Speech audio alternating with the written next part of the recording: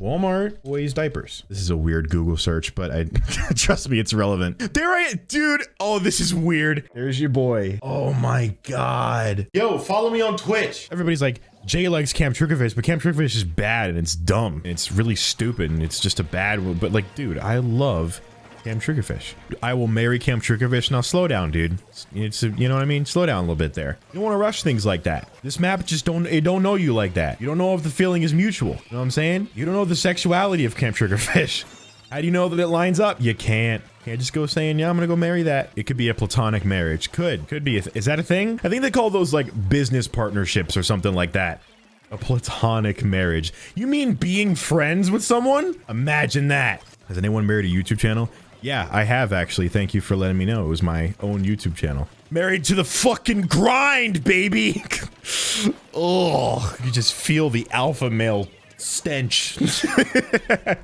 Why don't you play Fortnite and get your skin? That's a good idea. We should, dude, would you guys watch me stream Fortnite? I wouldn't. I'm surprised at the amount of people that said yes and one person with a big capital no. And no, I would not. I respect it. I don't know, man. It's fun. Maybe one day we'll do it just for the fun of it. Title it as Splatoon without ink. Who was it that said Fortnite is dry Splatoon? That's what we're gonna play. We're gonna be playing dry ass Splatoon. So I made a community tab post the other day because we're closing in. The channel's growing. We're closing in on 400,000 subscribers on the main. So I'm like, all right, that's dope. I'm gonna make a community tab post about it.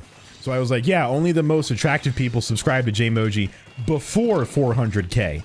You know, I'm trying to be like, hey, you know, if you haven't subscribed yet, get on in this. You know, we're having fun here. You're missing out. So I posted that, and then I came back to it later, and there were like 200 replies to it.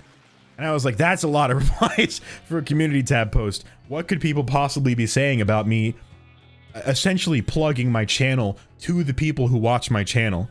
And like, the top replies that had like 50 and 40 and 30 likes were people that were like, hey, thanks, Jay. You know, that really like, I've been feeling bad about myself and I haven't had a lot of self-confidence, but I'm feeling good now. Like, that made me feel really good. Like, thanks for calling me attractive. And I was just like, they really took that to heart. like on one hand, like it was like people genuinely were like, oh, thank you, Jay. Like, I've been meaning to be nicer to myself and be more confident, but that makes me feel good.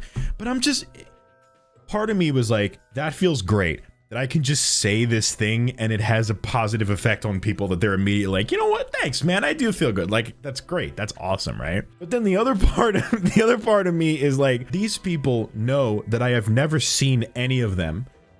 But they really were like, oh, he said that, he must mean it. Thanks for calling me attractive. Now I feel better. So the fact that everybody took it so honestly kind of scares me. It's like, yeah, we can have a really good influence and make people feel good. But on the other hand, I could have just posted, yo, you ugly as hell. And it would ruin somebody's day. You know what I mean? Like, I don't know if that is an influence that I want to have. You know what I mean? People really take the words of content creators to heart. It's true. I don't know why, but it is what it is. I don't know. So that's why I always try and put out good stuff that's nice to people, because it's like, okay, I can't control, you know, if people take what I say to heart. Ultimately, I'm making videos for this platform to entertain people, and somebody might perceive something that I say to be really a straight up thing that I'm saying. But I don't know, I guess it's just only put good things out there, because you don't know how people are going to interpret it. And that really opened my eyes of like, wait a minute, this is a serious, people really like, it's great that they were lifted by what I said, but what I said was so like open and facetious that people saw that as legit. It's like, huh, okay. Should keep that in mind. Which is why I never tweet out when I'm feeling upset. Yeah, I was talking with some friends about it recently, how it's like tweeting out like, I feel bad, I'm upset, I'm sad about this and that. Like, on one hand, I very much understand, like, if you tweet out about something, you get a lot of people who show up and be like, no, you know, you got this, you can feel good, we got you, we got your back. And it's really validating having a lot of people back you on that, you know, and support you and know that you are loved by, or at least appreciated and respected by your peers, whatever. So I understand that. But like, if you're like a big influencer or a content creator and you tweet out like, I feel like shit today, it's scary. It scares me because then I'm like, I would project that onto somebody else. Like if someone looks up to me like that and I have a big influence over a certain amount of, let's say I have 100,000 followers on Twitter, or like 1 million followers, like some crazy thing, right? And I'm tweeting out funny stuff that makes people laugh, makes people happy, and then one day I hit them with the, yeah, I feel like shit today, you know, probably not gonna do anything because I'm sad as hell. It's just like, there's obviously nothing wrong with feeling like shit, obviously, like that's natural, it's a part of life, everybody deals with that at some point, so it's completely okay to do that, and to console in other people who might support you. I think everybody needs that in some regard, but like, I don't know, in some way it's like, man, if I see that and I'm a fan, it's like, oh, no, I feel sad. I feel, you know what I mean? I feel upset about that somebody else feels like that sucks. I don't know. You know what's confusing? The grind culture. You hear what I'm saying? It's the grind culture. They get you with that because it's called grind. And what does grind mean? Aside from throwing it back on someone at the club, you heard, it also means to press something against a fast moving surface and wear it down. That's what grind means, right? Like to destroy something deliberately by forcing it. That's what grind means. Who wants to do that? Unless you're a stone cutter, you should not be rising and grinding. Okay? Why would you work yourself so hard that you deteriorate? It's so not worth it. You know what I mean? It's so not. And I'm saying this because I used to be so into that. I used to be so into the, yeah, let's work really hard constantly every day and grind and do all this and rise and grind gamers. But it's like, then I became 20 and I graduated high school. Then I turned 20. I was like, fuck, dude. I don't have time. I don't have time to be sitting and grinding and deteriorating in my life. There's a lot more important stuff that I need to value. I don't know. I think that's an important thing that a lot of people, a lesson that I learned that I think a lot of people need to know. I'm really happy with myself lately because I've been extremely productive. I've been working hard. And I think working hard is good if you enjoy that. I enjoy working hard. I really am a workaholic when it comes to YouTube videos and everything because I love it. But even I can reach a point where I'm like, okay, I'm destroying my health. It's 5 a.m. I need to stop editing. You know what I mean? I could edit all night, but I'm not. I'm gonna go to bed. I'm gonna take a break, and then I'm gonna use a lot of willpower to then get back to working on a video. You know what I mean? That's all that it is, really. Because then when you are productive, you get so much more done, and it feels so much better. And you still get a lot done. You don't have to sacrifice the quality of what you're doing. I guess for my job, it's very specific. But like, I don't know, man. You don't need to wither away for yourself. Imagine if you're an artist. I think it's a similar thing. Like if you just stay up all night trying to catch up on shit, or you're working really hard on stuff, and you're deteriorating your health and just feeling terrible about it because you want to get done before the next guy does. Deadlines are a different thing. For, you know, for projects or whatever, but if you're doing it just so that you can be ahead, you know, yeah, you can listen to a motivational speaker and be like, all right, these people are going to be drawing for 7 hours a day, you're going to be drawing for 14. Like, yeah, you would technically get more done, but imagine what your drawings would look like after 14 hours, and then you like second guess everything that you do. You know what I mean? Like, again, I'm not an artist, but I know enough of them to understand that this is a similar, it's got to be something similar to that, and making videos is a similar thing. I could sit there making a video for 15 hours straight, but the video would suck after a while.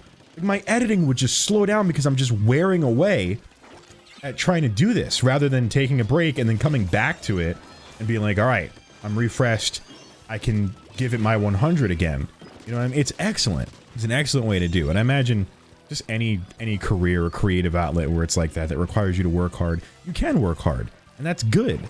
But like, dude, don't die. Don't do all that. I used to have a very grind set mindset with art, always forcing myself to draw even when I didn't feel like it. Luckily, I've become better at taking breaks and going at my own pace. Yeah, that is I respect that more. I respect people who have consistent and healthy work schedules than those who are grind set mindset. There's nothing good about that, about wearing yourself down to the bone for something that you enjoy, because then you're just gonna not enjoy it.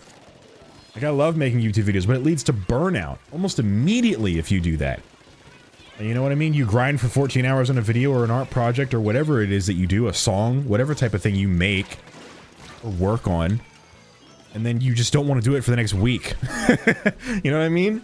It's not a good thing. So, I don't know, it's hard. It's hard to find that balance, though. I'm still trying to figure it out.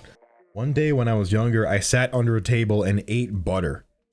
That's terrifying. Why was the table part necessary? Is, like, eating butter taboo? And so you were like, I need to confide somewhere for privacy so that I can eat this butter. Tub butter? Stick butter? What are we talking about here? Now I have to know more about this story. Now I'm involved, and so now I need to know what's going on. You don't know? You were eating it? What do you mean you don't know? If it was a tub or if you were scoffing a stick of butter? That is an important detail. Tub butter. Okay, all right. Somehow that's actually worse. Oh God, where's the tub butter again? Oh man, pickle jars under the table with a spoon, scooping it out. It's a little bit of like a low-key flex. It's like, yeah, I ate a tub of butter and didn't die. So, what do you think about that, huh? I'm like mildly impressed. Yeah, when I was a kid, I used to take all different kinds of trains to go to New York all the time because I used to be like I was a model, and then I was like an actor. I was trying to be an actor, at least my parents wanted me to be an actor, and I would get modeling and acting gigs in New York, like all the time, auditions for stuff. So I used to take the train like every month all the way up to friggin' New York and do all that stuff, and then I never got the auditions. JayMoji actor arc was a thing. Yeah, I told you guys about that. When I was a kid, I've told you guys about that. You guys are full of it. I did tell you guys, it was like 3 years ago last time I brought it up, I think. Yeah, so I was an actor and I was a model when I was a kid. Dude, I was the Walmart diaper baby for like 10 years. I must have told you about this. Yeah, I was for the boys diapers.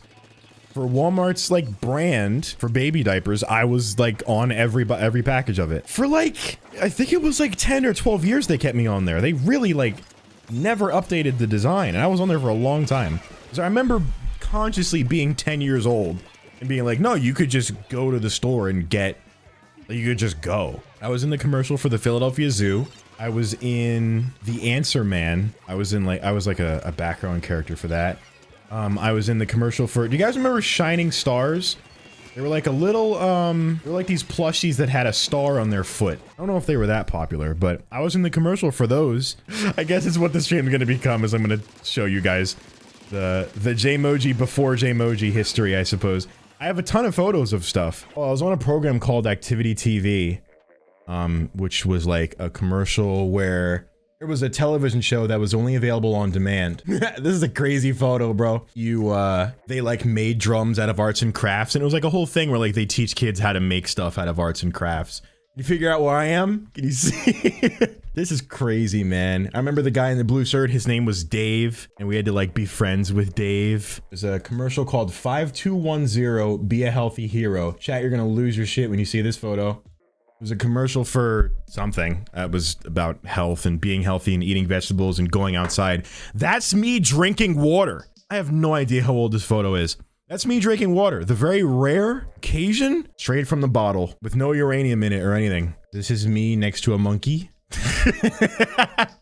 Iconic image. They didn't include the footage of me interacting with this creature because while we were shooting this, seconds after this photo was taken, another one of them bolted going 45 miles an hour straight into the glass, hard as shit, and it freaked me out. So they were like, no, we can't use that take because he got the shit scared out of him. None of you would remember it because you were babies, but Walmart boys diapers. This is a weird Google search, but trust me, it's relevant. Dude, oh, this is weird.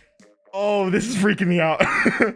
It's weird Googling something and seeing myself. This is weird. This is a bag of Goodnight's underwear, and there's your boy. Oh my God. That is so weird looking that up and seeing that. That's so bizarre.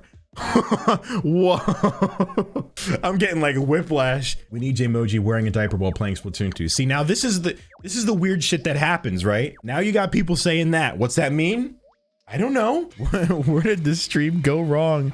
We used to talk about philosophy and how bad the grind mindset is, and now we want Jay in a diaper. What the fuck? Crying emoji. The crying emoji just ties the whole message together.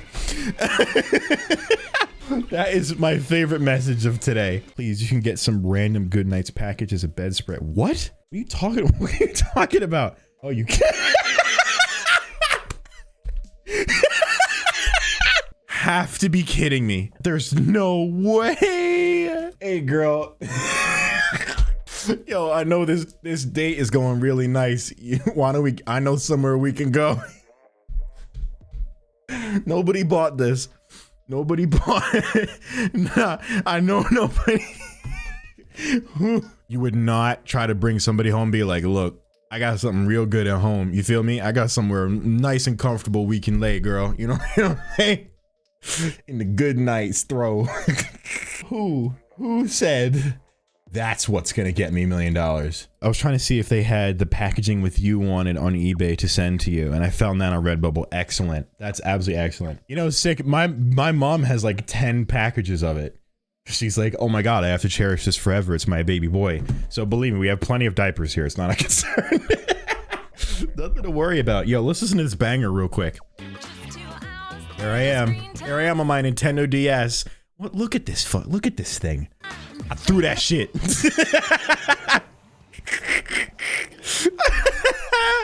Oh my god. They told me throw it. They said play on the Nintendo DS, and then when you're done, throw it at the camera. And I was like, all right. And they had to redo that take like 40 times because they didn't throw it hard enough. They're like, throw it, James, throw it. And I was like, okay. Do I get to keep it? And they were like, no, it's my son's. I was like, all right. I'll play the whole thing, guys. Don't worry. I know you guys want to see the first JayMoji video. Eat more fruits and veggies 5 times a day. Just 2 hours daily screen time. Then go out and play, motherfucker. Stay active for an hour. Work up quite a thirst. Don't quench it with a soda. Reach for milk or water. Drink that water, boy. That's right. To keep your kids fit, visit beahealthyhero.org. Be a motherfucking healthy hero, chat. Come on, y'all. Yeah, that was the start of my blossoming career. That led us to where we are now. Simply awesome.